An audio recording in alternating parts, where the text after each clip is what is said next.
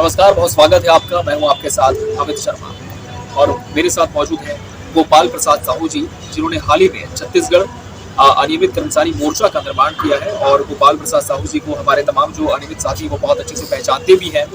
ये ऐसी शख्सियत है जिन्होंने अनियमित कर्मचारियों के आंदोलन में अपनी महती भूमिका निभाई है और पहले छत्तीसगढ़ संयुक्त अनियमित कर्मचारी महासंघ में प्रांतीय संयोजक के तौर पर आपने इन्हें जाना है, इनकी जिम्मेदारियों का निर्वहन करते हुए देखा है। और अब छत्तीसगढ़ अनियमित कर्मचारी मोर्चा इसके भी प्रांतीय संयोजक है। गोपाल जी, आपका बहुत बहुत स्वागत है। लेकिन एक सबसे बड़ा सवाल यही, जिस तरह से हम दर्शकों को बता भी रहे हैं, तमाम आपके अनियमित साथियों को, कि जब आपका एक अपना संगठन था उसमें बहुत ज्यादा संख्या बल भी था, आपने देखा है, फिर ऐसी क्या जरूरत पड़ी कि आपने उस संगठन से अलग होकर एक नए संगठन का निर्माण किया है?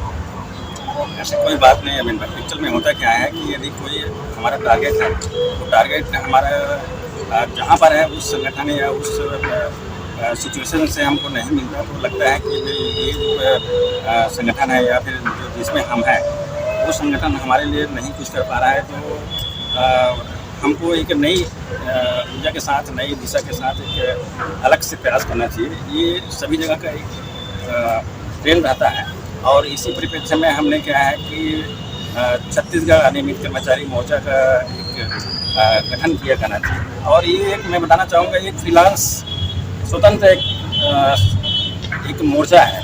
ये प्रकार का एक रजिस्टर्ड किसी प्रकार का संगठन नहीं है। ना हम किसी भी अनियमित साथियों से हम किसी प्रकार का कोई इसका सदस्य नहीं बनाते हैं।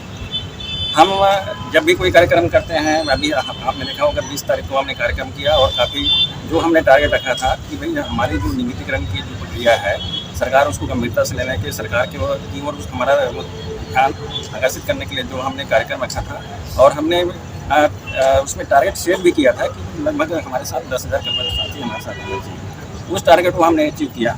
आप भी देखें, अब आपके साथी लोग कवर किए, काफ़ी मीडिया हमारे सपोर्ट किए हैं, करीब 30-40 मीडिया साथी लोग हमारा सपोर्ट किए हैं और सारे चीज़ आप देखे होंगे। तो अब ऐसा नहीं है, यदि कोई संगठन में हम हैं और उस संगठन का एक जो अस्तित्व है वो नज़र नहीं आ रहा है, तो उस कंडीशन में हमको सोचना पड़ता है कि कहीं ना कहीं हमको एक नए चीज़ के साथ हमको आगे आना चाहिए। और उसी परिप्रेक्ष्य में हमने छत्तीसगढ़ अनियमित कर्मचारी मोर्चा का एक निर्माण किया और उस बैनर के तले हम नियमितीकरण सहित हमारी जो 4 सूत्री मांग है, जैसे नियमितीकरण है और जो हमारे साथियों को निकाला गया है विगत वर्षों में उसकी बहाली के लिए है, हमारे जो अंशकालिक साथी हैं उसकी पूर्णकालिक के लिए है, और जो आउटसोर्सिंग ठेका के साथी हम चाहते हैं कि सरकार उसको अपने विभाग में समायोजित करते हुए उसको एक नियत समय में नियमितीकरण की सौगात दे। इन 4 मुद्दों को लेकर के हमने ये मोर्चा गठन किया और इसका हमको अच्छा रिस्पांस भी मिला। आप जानते हैं, मैं तो जमीन से जुड़ा हूँ आदमी हूँ, सभी क्षेत्रों का दौरा करता हूँ, चाहे बीजापुर सुकमा हो या बलरामपुर बिलासपुर हो। तो हमारे लिए कोई इशू नहीं है। हम कहीं ना कहीं उस जो संगठन से हम इनको टच नहीं कर पा रहे थे, क्योंकि देखिए क्या होता है, कोई भी संगठन में यदि आप एक मुखिया होते हैं तो मुखिया के हिसाब से चलना पड़ता है। बिल्कुल। और छत्तीसगढ़ संयुक्त अनियमित कर्मचारी मोर्चा महासंघ में मेरा जो एक स्टेटस था, एक संयोजक का स्टेटस, एक सलाहकार की होती है, डिसीजन मेकर की नहीं होती है। इसलिए अपने को अपने अध्यक्ष के बात पर उसको उसके हिसाब से चलना पड़ता है, उसको एडमिट करना पड़ता है अपने। तो हम बहुत ज़्यादा उसमें करने के लायक हमारे पास था नहीं। ठीक है, सभी जो भी अधिकारी रहते हैं उनकी बातों को वेटेज दिया जाता है, लेकिन वो शायद नज़र नहीं आए, इसलिए क्या है ये हमको करना पड़ा। तो ये आपको करना पड़ा। लेकिन एक सवाल मेरा और है, क्योंकि पहले जो साथी थे आपके साथ उस संगठन में, क्या वो साथी अब आपके साथ इस संगठन में है या फिर इसमें कुछ और साथियों को आप लोगों ने जोड़ा है जो कि उस संगठन का हिस्सा नहीं? नहीं, हमने इस तरह से पूरी तरह से हमने प्रेस रखा है। हमारे जो पुराने साथी जो प्रेम प्रकाश गजेंद्र जी हैं, वो उपाध्यक्ष भी थे छत्तीसगढ़ संयुक्त अनियमित कर्मचारी महासंघ में, वो हमारे साथ हैं। और हमने पब्लिक ऑफर किया था कि भाई हमारे संगठन में जो प्रवर्तक पद हमारे लिए रिक्वायरमेंट है, कम से कम 10 चाहिए अपने को, कि हमारी जो मोर्चा की बात है, आम अनियमित की बात हो, उस बात को मीडिया के सामने, सरकार के सामने, लोगों के सामने रख सके, ऐसे साथियों की जरूरत है। तो एक सत्यम शर्मा जी ने उसमें हमें भरी और उसको हमने प्रवक्ता बनाया। बहुत अच्छा काम कर रहे हैं, बहुत सारे बातों में रखता है और काफ़ी ऊर्जावान साथी है। ऐसे हम साथी की जरूरत है। बाकी तो क्या है, देखिए हमारा कोई संगठन नहीं, कोई एजेंडा नहीं, हमारा यह एक ही एजेंडा है कि भाई हमको नियमितीकरण लेना है। तो उसके लिए क्या बहुत ज़्यादा करने की जरूरत नहीं है। जितने भी हमारे साथी आते हैं सभी हमारे सदस्य हैं। और आप देखे होंगे उस 20 तरह के कार्यक्रम में जितने भी संगठन या संगठन नहीं भी है वो जो विभाग या कोई कार्यालय के जो साथी है वो हमारे काफ़ी सपोर्ट किए। और मीडिया भी का मैं आपके माध्यम से शुक्रिया अदा करना चाहूँगा कि हर मीडिया ने जो दूरस्थ क्षेत्रों से आने वाले हमारे साथी हैं उनके जो बातों को सरकार के समक्ष रखने में मदद की है। बिल्कुल, लेकिन आगे इस पूरे संगठन की क्या रणनीति होगी, क्योंकि हमने देखा कि जितने भी संगठन हैं अब वो नियमितीकरण की मांग बहुत तेज करते जा रहे हैं और लोगों को यही लग रहा है कि इस बार जैसे चुनावी साल होने वाला 2023, अभी नियमितीकरण हो गया तो हो गया, नहीं तो फिर अगले 5 साल फिर लंबित हो जाएगा। तो ऐसे में आपके अनियमित कर्मचारी मोर्चा की क्या रणनीति होगी आगे? क्या कोई बड़े कार्यक्रम की रणनीति आप लोग तैयार कर रहे हैं? बिल्कुल, आप तो जानते हैं हम प्री डिसाइड करते हैं कभी। जी, ऐसा नहीं है कि हमने आज बोला कल कर दिया, ऐसा नहीं है। हमने क्या है ऑलरेडी क्या है डिसाइड किया हुआ है कि 15 और 20 तारीख कार्यक्रम में बोला था। यदि ये हमारा ध्यान आकर्षण कार्यक्रम है और हम एक लोकतांत्रिक प्रक्रिया के तहत ही हम एक ध्यान आकर्षण सभा हमने रखा था 20 तारीख का। यदि सरकार हमारे बातों पर वेटिंग नहीं करती, गौर नहीं करती है तो स्वाभाविक रूप से हम 15 जनवरी 2023 को हम एक अनियमित बैठका और मिलिए मुख्यमंत्री पूर्व मुख्यमंत्री कार्यक्रम हमने रखा है।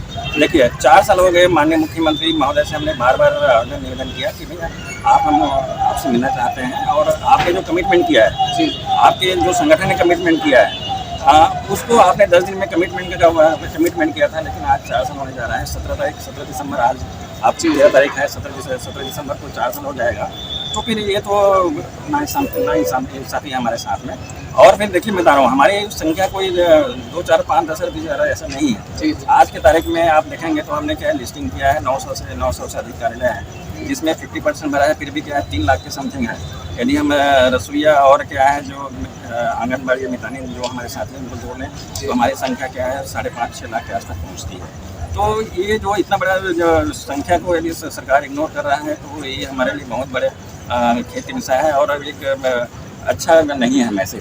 तो आपके माध्यम से मैं सरकार से भी निवेदन करना चाहूँगा कि आपने जो कमिटमेंट किया था, आपने जो घोषणा पत्र के बिंदु क्रमांक 11 और 30 में आपने कमिटमेंट किया उसको आप एग्जीक्यूट कीजिए। जी, यदि सरकार नहीं करती है तो स्वाभाविक है हम 15 तारीख को फिर से एक दिवसीय आंदोलन में जा रहे हैं और इसमें हमने माननीय मुख्यमंत्री को आमंत्रित किया है। हमने मिलने का प्रयास किया लेकिन मुलाकात नहीं हो पाई, मिलने का समय नहीं मिला। हमने आवेदन दिया है, आमंत्रित किया है कि भैया आप 15 तारीख के कार्यक्रम में आइए और हमारे लिए कुछ कीजिए। इसी प्रकार हमने डॉक्टर रमन सिंह जी से भी मुलाकात किया, आप देखे होंगे फोटो। जी हमने मुलाकात किया है, उनको भी आमंत्रित किया है। उनके द्वारा अपने जो यदि उनको कहा गया तो आप इसको नोट डाउन कर लीजिए ऐसे आगे। तो स्वाभाविक रूप से वो आएगा हमारे कार्यक्रम में और माननीय मुख्यमंत्री महोदय यदि नहीं आता है तो स्वाभाविक रूप से हम उससे मिले जाएंगे। यदि हमारे प्रदेश के मुखिया ये कमिटमेंट करता है और 4 साल से हमारे साथ इस तरह से क्या व्यवहार करता है तो हमारे लिए बहुत कष्ट है। तो हम 15 तारीख को जाएंगे मिलने के लिए, दिक्कत नहीं। जितने भी आएंगे हमारे साथी, हमने 50,000 का टारगेट रखा है। जी, हम 50,000 का टारगेट किया है। उस दिन रायपुर में हमारे साथी आएंगे और नहीं आते तो 50,000 साथी आएंगे मिलने के लिए। जी, मैं आपके माध्यम से हमारे पूरे प्रदेश में जितने भी अनियमित साथी हैं मैं उनसे आग्रह करना चाहता हूँ कि हमारे पास 3 महीना का समय है। अभी हम 13 दिसंबर में हैं और जनवरी, फरवरी, मार्च जी ये बजट क्या है इस सरकार का लास्ट बजट है। यदि हमारी मांग पूरी नहीं होती है इसका पीछे सबसे बड़ा कारण हम हैं। यदि हमारे अनियमित साथी अपने अधिकार के लिए सामने नहीं आता है तो आपको अधिकार कौन दिलाएगा? सही। तो मैं आपके माध्यम से प्रदेश के जितने भी अनियमित साथी हैं या संगठन है मैं उनसे आग्रह करता हूँ, निवेदन करता हूँ कि आप 15 तारीख के कार्यक्रम में हमें भरपूर सहयोग दें और अपने अधिकार के लिए आप स्वफुर्त, हमको किसी भी प्रकार का आवेदन करने की जरूरत नहीं होना चाहिए। आप स्वयं आएँ और हमसे संपर्क करें। आप चाहेंगे तो मेरा मोबाइल नंबर आप नोट डाउन कर सकते हैं, आप व्हाट्सएप करें, मैसेज करें, फ़ोन कर सकते हैं। मेरा मोबाइल नंबर आप नोट कर लीजिए 6232730999। जी, बहुत बहुत धन्यवाद अमित भाई।